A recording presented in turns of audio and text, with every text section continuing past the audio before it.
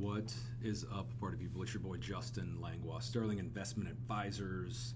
And last week, the investment gurus in the stock market came down hard on commercial real estate. Fears of AI, I call it a scare trade, where people freak out and they start like going through the Milton Wabham's exercise from Office Space, that jump to conclusions, Matt. Which, by the way, I'm adding one out here. It's going to be like part putting green / Milton Wabham's, and JLL, CBRE, Marcus, and others saw their stock prices tumble. Much of this was fear that AI is ultimately going to compress our commissions and we're going to make less money.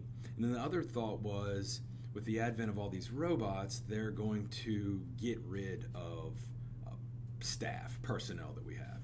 And as someone that's been in this industry for 20 years, like, these dudes couldn't be further from the truth. Like, if anything, AI has given us a tremendous amount of leverage. It's gotten rid of what I call the drudgery. You know, you may not see it when you look at this pretty offering memorandum that we produce, but there's a lease in there that's 67 pages long. See what I did there? 6-7. That's for the little kids that love my YouTube videos. And I don't want to read 67 pages. Not to mention there's 31, actually there's 41, let's keep it going, kids. 41 other leases in this shopping center that require the same amount of this thorough review. It definitely helps me organize the data. It has fast-tracked our deals. It has done things that I never thought were possible.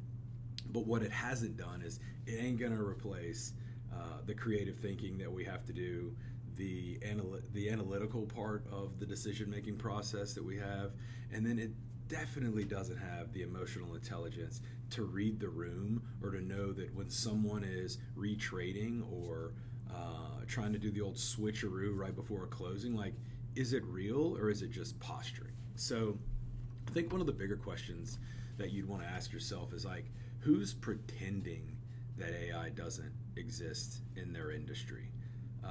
That right there is a heck of a lot more scary and problematic than those of us that are embracing it and using it and knowing what it's capable of doing for our businesses. So I'd love to know how you're using it. I'm not gonna go into that vortex right now.